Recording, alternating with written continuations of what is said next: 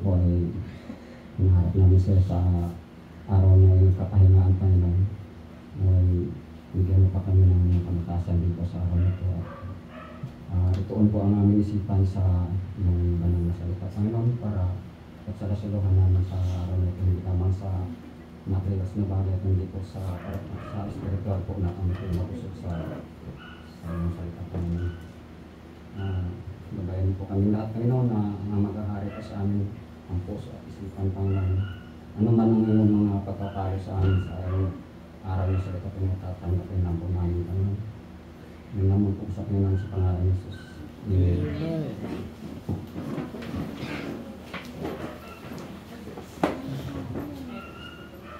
Sa Titus 2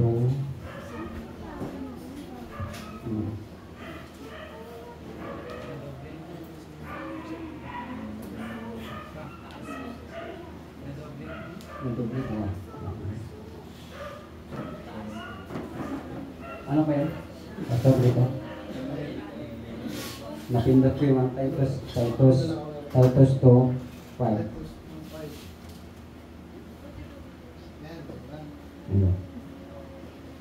So, ano po ako babasahin po natin sa 1 hanggang 10 na po tayo. Ako po ang mauna at saka sasunod na po kayo sa pangalawa. So, dito na lang sa aking pastor. Sa number 1, but I speak thou the things which because sound doctrine. The aged man be sober, grave, temperate, sound in faith, in charity, in patience.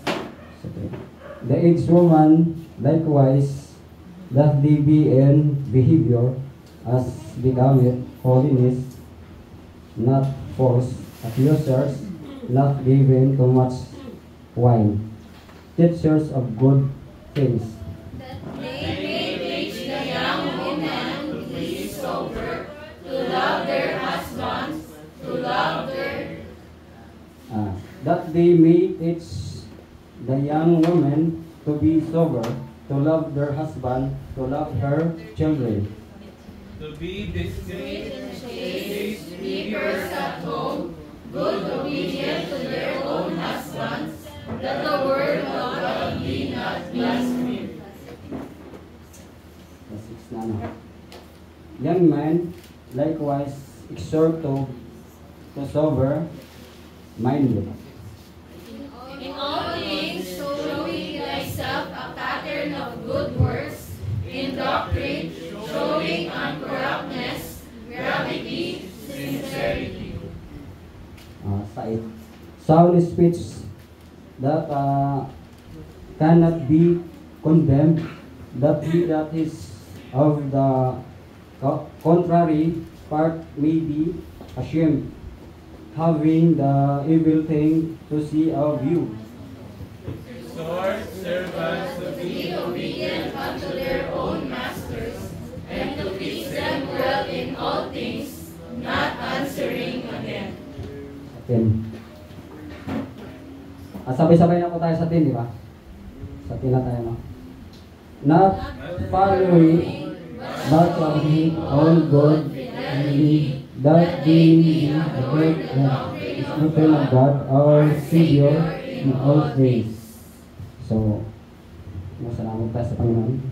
Panginoon, maraming salamat po sa araw nito, sa aral mo, Panginoon, na amin pong i-share sa isa't isa, Panginoon, ang salita mo para po makulik po ang kamalian ko at kamalian ko sa kasamahan kong iba na hindi po sumusunod sa iyong batas, Panginoon. Tanggapin lamang po namin yung salita, Panginoon, dahil hindi lamang po sa sarili ko, kundi sa iyong po na nangagaling ang lahat, Panginoon. Nabayan mo po ang aking sarili, Panginoon, na nabigyan mo po ako ng kaliwanagan at kaisipan, Panginoon, sa pagpaliwanag dito sa iyong banal na salita. At handa po kami lahat sa pag-intindi, isa sa puso at sa isa isipan, Panginoon, na hindi makalimutan ang iyong salita, Panginoon. Mabaon namin sa aming habang buhay, Panginoon. Salamat po sa pangalan ni Jesus. Amen. Dito po sa start ko sa number 1 tayo.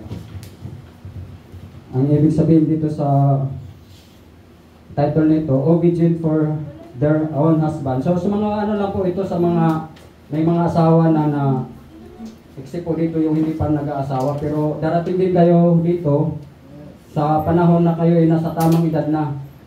Dito po sa turo ng Panginoon ay para po dito sa may mga kanya-kanya ng may pamilya, may mag-asawa na kailangan hindi biro ang mag-asawa, kailangan isipan talaga ng gusto.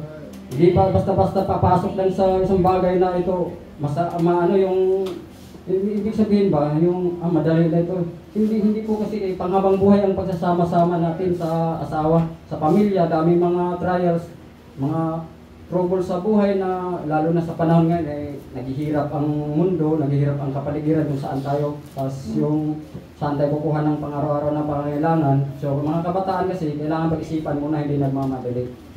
Tulad sa akin, experience ko na po. Itong title nito ay para po sa mag-asawa na yung, di naman lahat po, yung mga nag-asawa na na-correct nila ang mali, na-correct nila yung kamalian, itinatama, exemption sila doon, except po sila. Pero sa mga asawa na yung babae na asawa, tulad ko na may asawa kong babae na mayroong kamalian na ginagawa, hindi pa rin naaminin na mali, kanya pa rin ay babaw ang kanyang kamalian. So hindi po tama yun ayon sa salita ng Panginoon dito, kasi malinaw dito sa sinasabi obedient to their husband. Ibig sabihin ikaw ay sumusunod ka o sa anong mga sa paliwanag dito sa ano kasi, ngunit ang babae, yung asawa, kailangan siyang sumunod sa kanyang asawang lalaki. Kasi yun ang kautusan ng Panginoon eh. Basta yung naman, yung sa tama lang, hindi naman sundin yung kamalian, din basta sa tama tungkol sa pamilya, yun din sa kabutihan ng pamilya.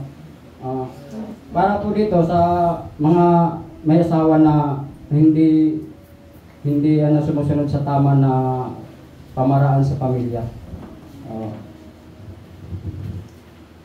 So sabi ng number 1 dito, but speak thou the things which because sound doctrine. Ngunit, sa Tagalog, nagsalita ka ng mga bagay na nauukol sa aral na magaling. So kailangan talaga, yung bago ka magbitiw ng salita, sa asawa ko na lang, bago ka magbitiw kasi ng salita, isipin mo muna na kung anong ilalabas sa bibig mo, kung yung ba'y tama, yung bang hindi ba yung taliwas dun sa kamalian. Kasi yun ang pattern ng mga nakakarinig niyan, mga kapitbahay. Halimbawa, may mga kapitbahay tayo, dikit-dikit pa naman bahay natin, tapos yung katapat tayo i-implos sa mga kasamahan natin dito. Ini-observe lang tayo ini-observe tayo ng mga kapitbahay natin kung ito ba'y nagbabago na ba talaga ito, pamilya na to o hindi. Kasi pagka once nakatisod tayo sa mga kapitbahay natin, hindi tayo makaakay ng kaluluwa dyan eh. Kailangan lang, bago ilabas sa bibig kasi yung mga pananalita, pag-isipan talaga yan. Pag-isipan ng maayos na ilalagay sa tama, kasi nagagaling mo ng sinasabi dito eh. Ngunit magsalita ka ng mga bagay na nauukol sa aral na magagaling. Nauukol sa aral na magagaling, ibig sabihin doktrina, aral na magagaling. Nanggagaling sa Biblia talaga yan, na ilalabas sa ating bibig. Kasi tayo ang ehemplo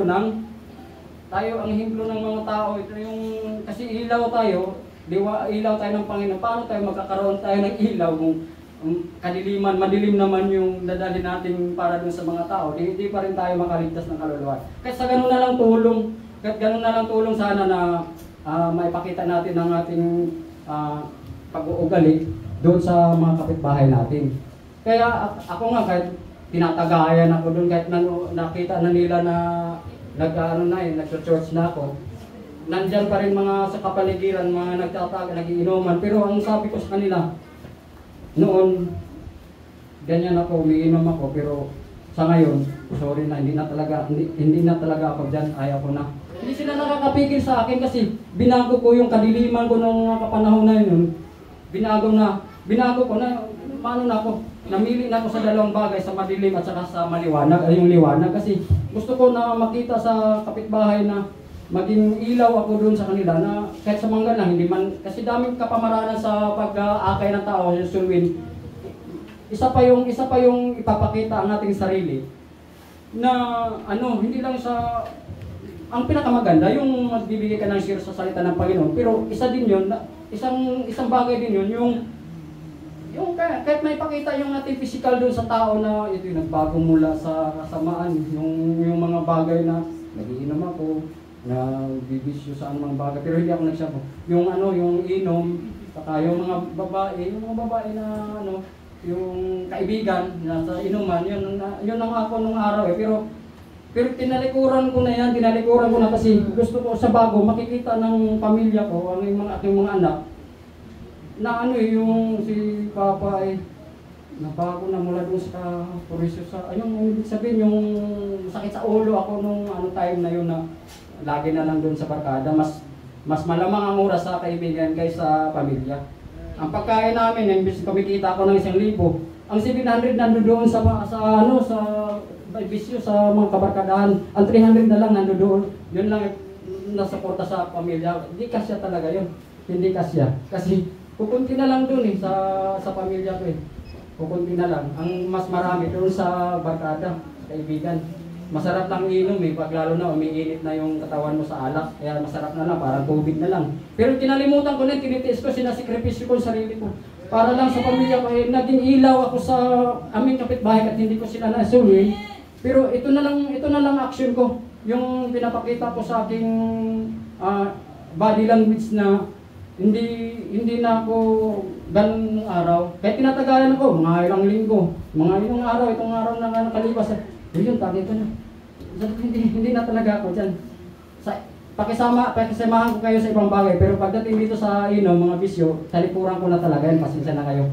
Kasi iba na ako ngayon. Sabi ka pa nga nagyaya sa akin ko yun nung mali pa kami, kayo nagyaya ng inuman pero ngayon, ayaw mo na talaga. Sabi ko, ayaw mo na talaga. Sumunod ka dito sa akin.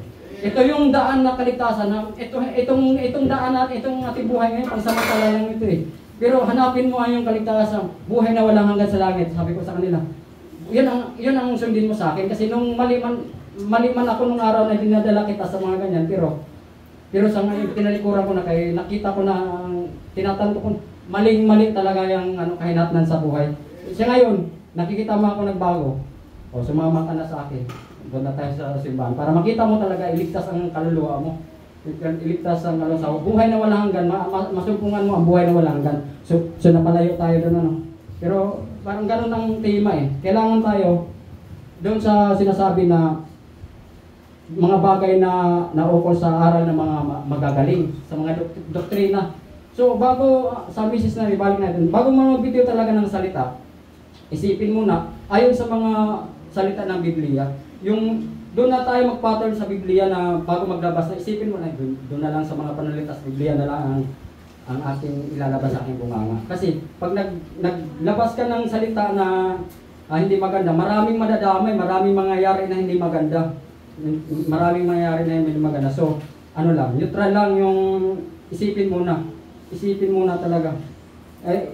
Ganito din naman, kahit ako, madadamay ako dito sa itong text na ito Kasi nandito nang nagsasabi sa number 2, that the aged men be sober, grieve, temperate, sound, and fit, in charity, and patience.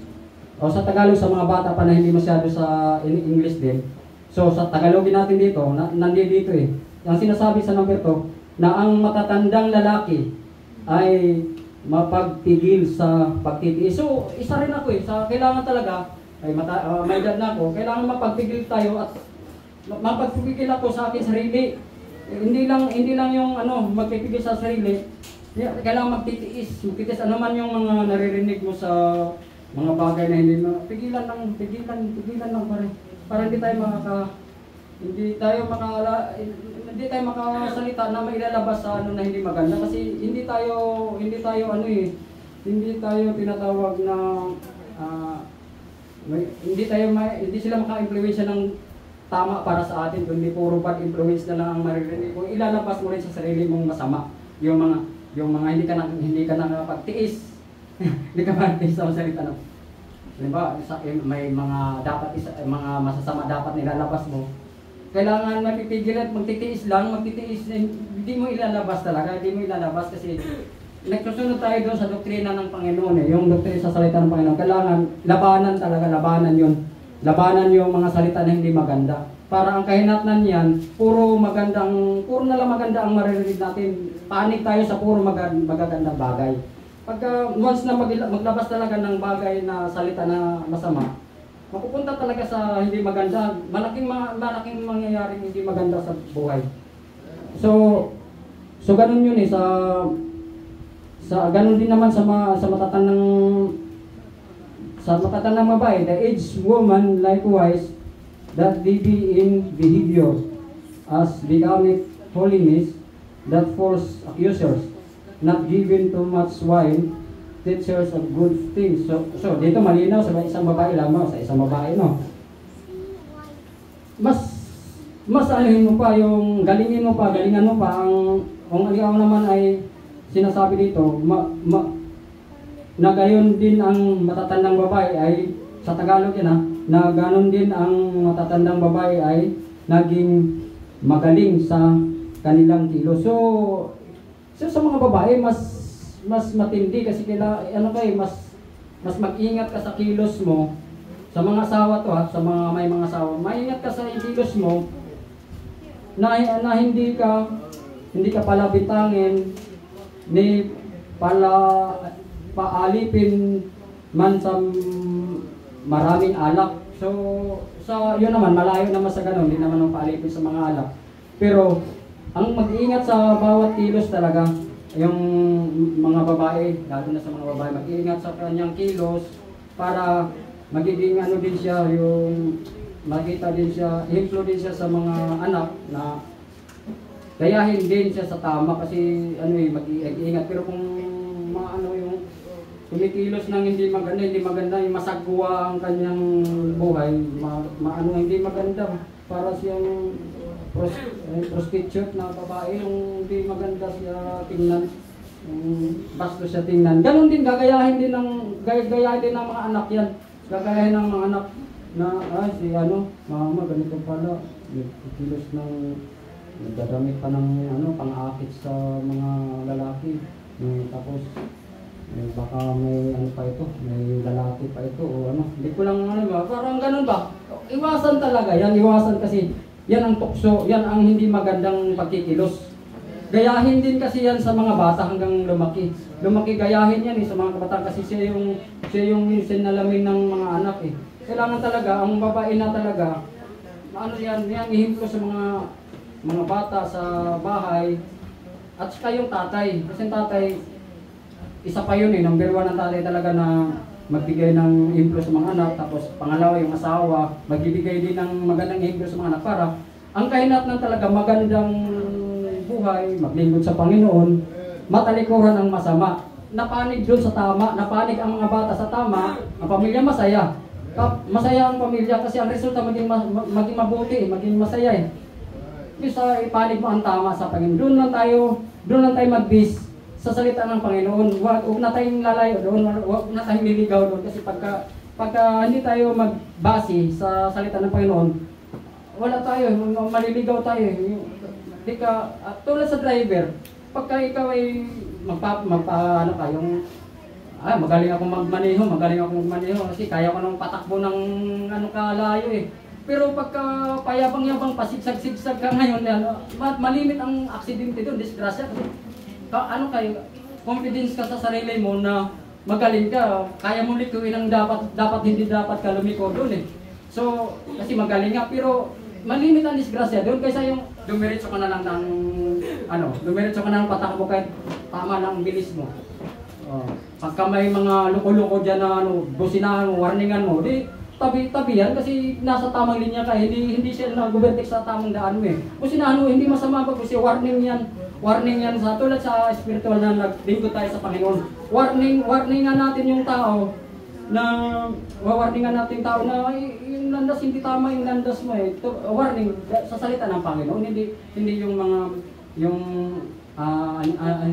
mga walang kakwenta-kwenta mga pananalita, yung hindi naangkop sa salita ng Panginoon, warningan natin sa salita lang sa Panginoon. Kasi pag hindi sa salita ng Panginoon, ang magkahinat nandun away, magkakaaway lang kayo dun. Pero sa salita ng Panginoon, warningan natin sa tama. Diretso lang tayo sa, magbase lang tayo sa salita ng Panginoon. Yan talagang pinakamaganda. So, dito tayo sa number 3. Sa number 3. Sa number 4 na pala, no? That they may teach the young women to be sober, to love their husband, to love their children. So, sa mga batang mga kababaihan, tulad ni Linlin, ano ko na lang kay Linlin, halimbawa, kasi yun naman ang anak ko nag-asawa ng medyo bata pa eh. Ano ko na lang kay Linlin.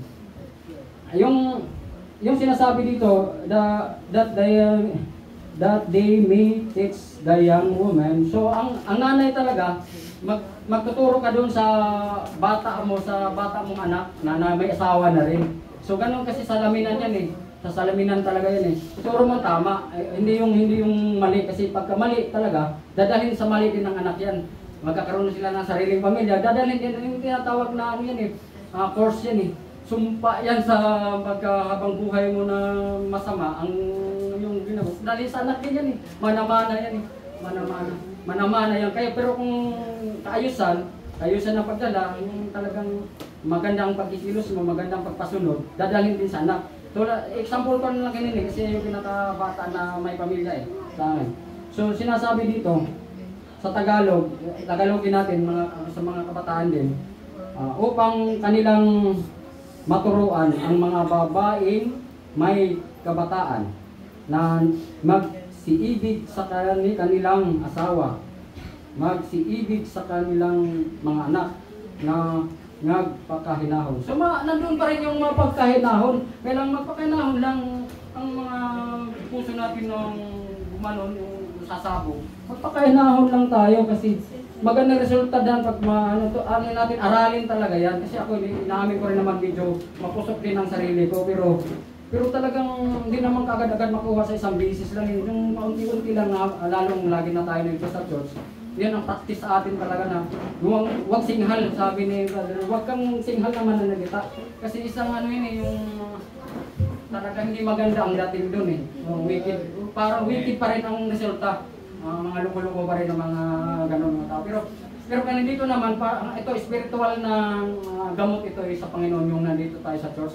Yung nandun ang aral sa atin sa mga physical natin na katawan, aralin sa salita ng Panginoon. Doon tayo gamutin ng kanyang mga salita na kung ano man. Kaya ako nga, inaamin ko sa sarili, nandun pa rin yung mainitin ng ating dibdib, kumikta sa isip. Pero inaaral ko lagi, ang nagpupunta ko sa church, inaaral ko, kina-compare ko yung makapangyarihan talagang salita ng Panginoon kasi yung kanyang maalis yung makokontrol ko mapipigilan ko imbis na galit na talaga ako, mapipigilan ko, naiisip ko siya ang salita ng Panginoon. Pero pagka sakyan mo yung hindi maganda, ang resulta talaga away, magkakapalitan kayo ng hindi maganda, lalo na sa mag-asawa. Normal yan doon sa mga asawa na mga unbeliever pa. Nandiyan madalas mangyayari yan, pero yung magpalitan kayo ng sasagutan. So, wala nang mataas sa inyo, wala nang mas mataas sa inyo doon, leader sa pamilya, kasi pantay-pantay na lang kayo doon eh. Magpalitan kayo ng salitang hindi maganda, birahin ka ng birahin ng babae. Ikaw naman, imbis na sa salita mo na di naman siya nakikinig. So, walang magandang ibubunga kasi doon eh. Walang magandang ibubunga, wala nang respeto sa isa't isa yun. Wala nang respeto sa isa. Pero pagka manalik lang tayo sa panig ng Panginoon, dito tayo sa landas ng Panginoon, maalis talaga yan.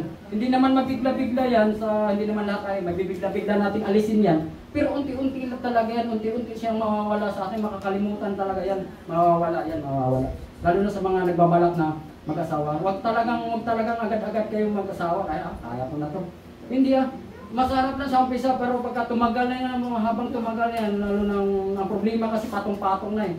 Pag nangingi na yung anak ng gatas, wala kang supply dito sa didi mo, hingi ng gatas yung anak, naku, ang problema sakit sa ulo yung saan ka kukuha ng pangpadidi yan. Lalo nagtaas na ngayon nagtaas na ngayon ng bilihin ng mga gatas. So hindi maganda na sa umpisa, pero sa katagalan, ang hirap sakit sa ulo yan. Pagka kumikita ka ng ganito, naku, hindi sakit sa ulo yan. Kailangan magaling ka dyan at kailangan isipan talaga mag-aral. Pero susi sa tagumpayan yung pag-aaral kasi, kung mahirap ka man, maraming way dyan eh, kapamaraanan na. Kung mahirap ka man tapos italino mo lang sarili mo, paggalingin mo lang ang sarili mo, taasan mo yung grado mo, may maraming tutulong na government sa mga gobyerno. Lalapit ka lang sa gobyerno, ipakita mo yung grades mo. Siyempre, nanghingi ng tulong. Gusto ko mag-aral, talaga makatapos ako, tutulungan talaga ng gobyerno. Yan, kasi yan ang kanilang sa mga mahihirap. Kaya wag lang tayong magpakawala ng pag-asa, lalo na sa Panginoon tayo kakapit, mga kabataan. Wag na tayong magmadali. Yun si anak ko, si Reray, magsisisi sa buhay niya yun, magsisisi. Sabi yung magsisisi yun kasi pinaaral ko, ayaw naman niya na mag-aaral ng maayos eh. Kahit mahirap ako, ikagapang ko siya sa mga pamaraan ng makatulong sa amin. Kaso matigas ang ulo, bahala na siya sa buhay niya. Basta ako, hindi ko ngayon, naharap ko ng aking pamilya na para may taguyod sila ng maayos. Ang amin na lang ng komunikasyon ng misis ko, kaya nandito, patama sa akin, patama sa kanya, sa mga nagbabalak ng mag-asawa. So please, nakikiusap lang ko sa inyo, huwag kayong magmadali sa buhay ninyo. Kasi dito sa salita ng Panginoon, walang ligtas dito eh, yung mga mag-asawa na hindi, lalo na hindi naglingkod sa Panginoon. Hindi naglingkod sa Panginoon, ang laking problema niyan. Gulo. Ang mga bata, malnourished yan, walang makain ng maayos, yung asawang babae. Nandoon sa bisyo, sugal, mga masasamang bisyo, ang lalaki, lalo na ang lalaki, wala rin pakialam. So maging resulta doon hindi maganda. Ang mga anak talaga, kawawa ang mga anak. So dami mga mangyayari na hindi maganda talaga sa nagmamadali sa mag-asawa. Kailangan pag-isipan talaga muna. Pag-isipan talaga muna yan. Yan ang pinakamaganda. Lalo na ang maglingkod sa Panginoon, isama mo ang asawa mo, yun ang pinaka-best dyan, yung isama yung pamilya mo, asawa mo, para malayo doon sa gawain sanlibutan. Pero sa tamang edad na, sa tamang edad, kaya nyo na sa isa't isa, huwag yung nagmamadali, hindi maganda talaga yun, hindi maganda, sakit sa ulo. So patuloy tayo sa number 5. Sa number 5 po, nandiyan na ba? To be discreet, chaste keepers and home, good obedience to their own husband, that the word of God be not blasphemed. So sa Tagalog, mga kabataan, mga pakahinahon, mga pakalinis, mga pakasipag sa bahay. So magandang loob, pasakop sa kanya-kanyang asawa. So talagang pasakop sa kanya-kanyang asawa, yung asawang babae, pasakop sa asawa kasi ang tatay kasi leader yan eh. Leader sa pamamahay. So ang babae naman, malinaw dito ang sinasabi yun, mga pakasipag sa bahay. So masipag ka sa bahay, hindi maglalaba, maglilinis. Yan ang trabaho ng babae, yung asawa maglalaba, maglilinis. Pag naglalaba kasi, araw-araw pag hinubag, lalo, daming bilang ng mga anak mo. Ilan ba? Halimbawa, 7 kayo. 7 damit sa pangtaas. Short pa, 14 na yun. 14 na yun na iipon mo. Kung pabayaan mo lang yan sa isang linggo. 7 times 14, ilan na yun? Ilan na, hindi marami na. Kung isang linggo mo pa, kaya mo na ako. Sa sunod linggo na naman uli, dublihin mo yung ganun lalo kang tatama rin kasi mataas na, hirap ka na doon. Kahit may washing machine ka pa dyan eh. Ang washing machine ginagamit lang naman doon, yung tinatawag yung isang suotan lang sa washing machine, pero pagka mga 3 suot yung, mga bata, lalo na sa aming lugar, mga bata, magsuot yan, hanggang 2 araw, makapit na yun, hindi na basta sa washing machine. Ang maging resulta kasi doon, itim na itim ng tubig. Kasi hindi manlawan ng maayos yun. Hindi ang resulta, hindi na maganda ang amoy. So yun talaga, ang mga babae, kada isang suot, magpakasipag. Ayun sinasabi dyan sa salita ng Panginoon, magpakasipag ang babae sa bahay, maglinis, magkasikaso sa mga anak, magkasikaso sa asawa kasi naghahanap buhay. So, ganun ang trabaho ng asawa. Ganun ang trabaho ng asawa eh. Maglalaba. Sa umpisa pa lang, pagsuot pa lang, paggubad pa lang ng bata, paggubad pa lang ng damit ng mga bata, labahan mo na agad ka para hindi ka tatamarin. Wala ka namang ano doon, pwede ka namang pahinga tapos ka namang saing, tapos ka na maglaba. Oh, nandoon, dadalhan na kita ng ulam. Oh, nandiyan na. Oh, maglaba ka ngayon. Labahan mo ngayon yung damit mo sa ano. Ilang oras kang pahinga din, hindi ba maganda? Oh, maganda. Oh, bukas naman uli, magubad naman yung mga bata. Ano? Laban naman uli. Yung kumot, ipalagay na lang yan. Isang linggo na lang yan sa laban kasi kumot. At saka ano, kahit sa isang linggo na lang medyo patagal. Ang damit din kasi yung araw-araw talaga palitan yan para pagka nakadikit tayo ng mga kapwa nating ano, tao, ano tayo, tinatawag na confident tayo sa sarili natin na ano tayo. Ay, mabango to ah. Di nakakahiya. Di nakakahiya kasi laging malinis ang katawan natin, laging malinis ang sarili natin. Di ba magandang malaking epekto pagka malinis, maraming magagawa, maraming mangyayari sa buhay natin, sa kapaligiran natin. Maraming mangyayari maganda. Pero pagka hindi maganda, yung mga maburara ka sa sarili mo, mga ano ka, anak ko, sa ganun pa lang, hindi mo maintindihan sasabihin ng tao.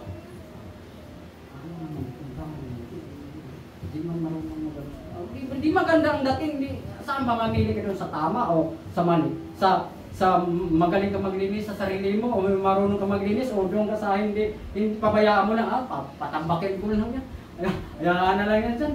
Kasi sa atin pa rin mabalik eh. Ang paborito mong damit, nahalo na doon sa dumi. Sa mga pambahay na ano. Di paano mo pabalikan yun? Nahaluan na ng mga iba-ibang kulay. Hindi mo na masyot. Mabuti kang tulad ka kay Imelda na kada Imelda Marcos nung natanda ano pa yun. Kada pagbisan tatapon na lang yan. Kasi mayaman eh. Pagka isang bisa, tapo na lang yan. Ito na sa atin, mahirap. Kahit sinilas eh. Hindi tayo makabili agad-agad sa ating sarili, kundi ingatan talaga natin pati sa pananamit. Laban ka agad. Ibukod yung mga panlakad. Ibukod yung mga pambahay. Kasi pag alawala, ibukod yung puti number 1, ibabad mo na sa sunrock. Ibababag mo na yung mga ito. Mamaya-maya, balikan mo yan. Brasin mo yan. Huwag kang magtiwala sa washing machine. Ang sa washing machine kasi isang anuhan lang yun eh. Isang gamitan, isang hubaran lang ng tao. Yan siya pwede doon. Pero bukod-bukod din yun. Hindi pwede yung mga ano. So nandun, naintindihan siguro natin para magpatuloy tayo sa ano. Patuloy pa tayo sa baba. Kasi ang ano doon, ang puntos ko doon, yung huwag magtamad, magsipag talaga. Ang asawa, magsipag sa bahay. Tulungan yung asawang lalaki sa hanap buhay. Tapos, ito ang obligasyon sa maglaba. Ito ang obligasyon sa pag-asikaso sa mga anak. Maaga ka palang gumising. Timplahan mo na ng gatas o kape. Babilhan mo na doon. Pakainin mo o magsampurado ka para pagising. Nandyan ang mga anak, kakain na lang agad. Di masaya, masigla kayo lahat. Ganun lang yun. Simpleng luto lang. Simple lang basta may gising ng umaga, may kagad ang mga bata. May agad, may makita ka kasi ng pagkain. Ganun na lang kasi pero marami pa yan, pero hindi ko na lang lahatin kasi yan. Hindi ko na lahatin kasi mayroon pa tayong iba pang ipapaliwanag dito. Yan ang putos ko sa yung magsipag ang babae, asawa. At saka sa naman, sa number 6 naman, sa number 6 na tayo, young men likewise exhort to be sober-minded. So, ito ba yun? Saan naman tayo? Okay, tama. So, sa Tagalog, iaral mo rin naman sa mga bagong tao na sila'y magpakahinahon ng pag-iisip. So, hinahon sa pag-iisip. Nandyan pa rin, hindi pa rin mawawala yung magpakahinahon. Magpakahinahon talaga importante. Tama na, Pastor? 2 minutes. Magpakainahon talaga. Kailangan, yung tulad ng sa lalaki, tulad kay EJ, sa lalaki, sa parte naman ng mga lalaki, yung mga batang lalaki kasi bago kayo nagsawa. Magpakainahon tayo sa ating pag-iisip. Pero naman ako sa'yo, wala naman ako na sa'yo na masinghal ka magsalita. May naham ka rin naman. Si Linlin parang napansin ko ganun, magsinghal siya magsalita rin tayo. Kaya yun napapansin ko. Kaya Linlin, yung singhal Linlin, iwasan mo. Iwasan mo kasi mahirap yun. Nandito sa salita ng Panginoon, hindi naman salita ito naman. Hindi ko salita yun eh, hindi ko salita ng Diyos ito eh. Magpakahinahon, magpakatiis tayo, mga lalaki magpakatiis So, basahin na lang natin, no? Sa number 7. In all things, showing they self pattern of good works. O siya, pattern in doctrine, showing in corruptness, gravity, sincerity. So, sa Tagalog, sa lahat ng mga bagay, magpakilala kang ikaw ay isang uliran sa mabuting gawa. Uliran tayo sa mabuting gawa. At sa iyong aral na ipapakilala mo nga walang kamalian ang kahusayan. So wala, ipakilala mo talaga walang kamalian at kahusayan. Sa number 7 yan. So sa number 8 naman, sound speech that cannot be condemned. That he that is of the contrary part may be ashamed, having no evil things to see of you. So sa Tagalog ito mga bata din ha. Ginano ko na na-translate ko na sa sa mga Tagalog din pangungusap na magaling na di mahatulan upang sila na nasa kabilang sa kabilang panig ay mahiya. So yun na yun, yung sinasabi ko yung mga kapitbahay pala yun na para sila mahiya sila. Pagka gumawa tayo ng mabuti, hindi tayo masinghan, hindi tayo ginagawa lang natin ng mabuti, mas. Yung kabilang panig, yung walang pag-iba doon sa mga kapitbahay, mahiya sila sa mga natin, mga sinasabi na tama. Sila ay hindi maganda. Sila yung nahihiya na nang walang anumang masamang masabi tungkol sa atin. So walang anumang masabi tungkol sa atin. Kasi wala silang masabing hindi maganda kasi sila yung nahihiya Yan ang ibig sabihin sa English sa number 8.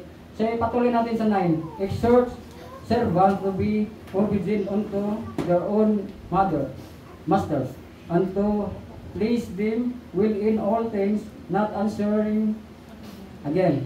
So sa Tagalog, iaral mo sa mga alipin na sila'y pasakop sa ng kanyang Panginoon at kanilang kalugdan sa lahat ng mga bagay at huwag mga masagutin. Huwag masagutin talaga. Hindi ka masagot-sagot sa mga anumang mga nakakataan yung mga sinasabi na tama. Huwag ka nang sumasagot-sagot sa lalo na sa ang patungkol dito sa may mga yung lalaki, asawang lalaki. Huwag kayong magsasagot-sagot sa mga lalaki ninyo na tama naman yung mga sinasabi ng mga matatandang lalaki sa father. So dito naman sa number 10, not following but showing all good fidelity that they may adorn the doctrine of God our Savior in all things. So sa Tagalog, huwag mga daya kundi mga pakita ng buong buting pagtatapat. So huwag tayong magdaya. Huwag tayo magdaya sa mga pananalita. Pinapatungkol to sa mga may asawa na huwag tayong magdaya kasi masama yun sa Panginoon. Kundi mga pakita na buong buting pagtatapat. Ipakita ang buong pagtatapat natin sa Panginoon upang upang pamutihan sa lahat ng mga bagay. Pamutihan tayo sa lahat ng mga bagay. Ang aral ng Diyos na ating tagapagtas. Yun. Hindi ko lang pastor, yung mga verses pa na iba dito Okay na po kasi naghabol tayo sa oras. Salamat po. Kasi na yung mga verses na ako yung iba Okay, salamat po.